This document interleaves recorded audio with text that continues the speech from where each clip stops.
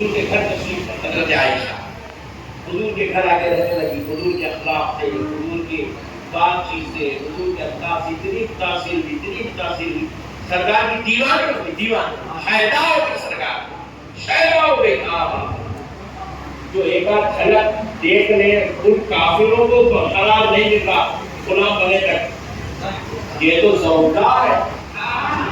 تو سوچو ان کی جو ہے محبتوں کا عالم، ان کی شفقتوں کا عالم پر کیا ہوگا. تو حضرت عائشہ رضی اللہ عنہا نے حضور کی شفقتوں اور محبتوں کو دیکھا تو اس طرح سرکار پہ وابستہ ہو گئی، فدا ہو گئی. دل میں خیال پیدا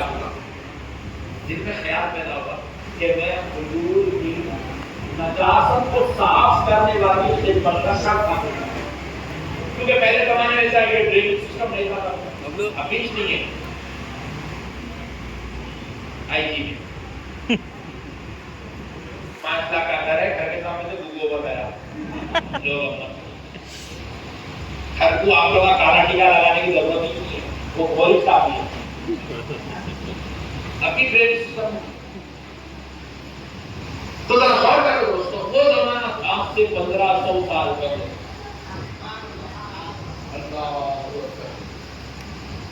حضرت عائشہ رضی اللہ تعالیٰ عنہا نے چاہا کہ حضور پہلے کیا ہوتا تھا کہ مٹی کے برتن رکھتے تھے، ان برتنوں میں غلاظت کی جاتی، نجاست اس کو اٹھا کے لے جا کے باہر جو ہے پھینک دیا جاتا.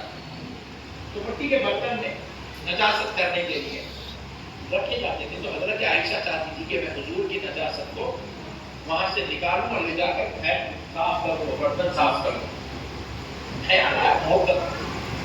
تو حضور جو ہے غربت میں سارے لوگ واپس تشریف لائے. حضور دیکھ رہے کہ حضرت عائشہ اندر داخل ہوئی بیت الخلا تاکہ اجابت کو صاف کر دے، حضور کی نجاست کو صاف کر دے. مگر دیکھتی ہے وہاں پر کوئی اجابت نہیں، کوئی اجابت.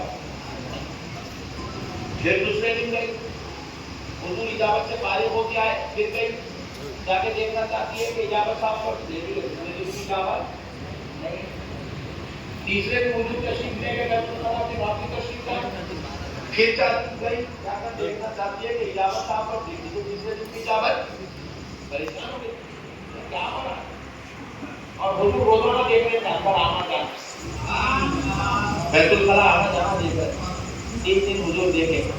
اب حضور مسکرائے، مسکرا کے فرمایا عائشہ میں روزانہ دیکھتا میں اجابت کھانے سے واپس ہوتا ہوں اور تم جانتی ہو اجابت کھانا بات کیا ہے. بولے یا رسول اللہ میں چاہتی ہوں کہ آپ کی اجابت صاف کرنے کا شرط مجھ کو نصیب ہو جائے، یہ خدمت کی سعادت مجھ کو نصیب ہو جائے. تو نبی پاک علیہ السلام مسکرا کر فرماتے پھر کیا ہوا عائشہ؟ بولے یا رسول اللہ کی قسم 3 دن سے میں نے اجابت دیکھی نہیں، میں نے اجابت دیکھی نہیں ہے. تو رسول اللہ مسکرا کر فرماتے عائشہ سن لو، میرے رب نے میرے لیے جو نظام قدرت بنایا ہے وہ اوروں کی نافرمانی ہے. وہ دنیا والے اجابت کرتے ہیں تو ان کی اجابت ظاہر ہوتی ہے. میرے رب نے میرے لیے حیا کا ایسا انتظام فرمایا، جب میں اجابت کرتا ہوں زمین پھٹ جاتی ہے. میری اجابت کو زمین کا دیوار میری اجابت کو اللہ نے روز اول سے آج تک کسی پر ظاہر نہیں کیا ہے. اللہ کسی پر ظاہر نہیں. ایسی شان لے کر میری اجابت کے معاملے میں کہ اللہ نے میری حیا کا انتظام کیا، میری ختنہ کے معاملے میں اللہ نے میری حیا کا انتظام کیا. اللہ اللہ اللہ اللہ. پورے جسم مبارک پر نظر کسی کی نہیں پڑتی تھی. کیا شان ہے کہ بہت بھیجا ایسا نبی ملا تو سب سے جاؤ والدہ ہے نہیں، سب سے جاؤ والدہ ایسی شان والا نبی اللہ دے دیا. پھر اب دیکھو تیسری بات، رسول اللہ دنیا میں تشریف لائے آخر کی ولادت کے بعد یہ بات صلی اللہ علیہ وسلم کو غسل نہیں دیا گیا. آج دنیا میں جتنے بچے پیدا ہوتے ہیں پیدا ہونے کا بچوں کو غسل دیا جاتا ہے.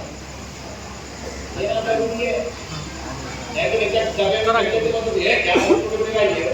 دنیا میں آتا ہے تو اس کو پاک کیا جاتا ہے، نہلایا جاتا ہے، صاف کیا جاتا ہے، سفید کپڑے میں اس کو لپیٹ کر لا کر نانا نانی کے گود میں دے دو، جب چوما چٹی شروع ہوتی ہے۔ دنیا کا ہر بچہ پیدا ہوتا ہے ناپاکی کے ساتھ، ماں کے پیٹ کے اندر کی نجاست گندگی اس بچے کے جسم پر لگی ہوئی ہوتی ہے، مگر قربان جاؤ دوستو، آمنہ کا لال دنیا میں تشریف لایا تو ہر بچے کی طرح ناپاکی یا نجاست جسم پر لگی ہوئی نہیں تھی، بلکہ اور بچوں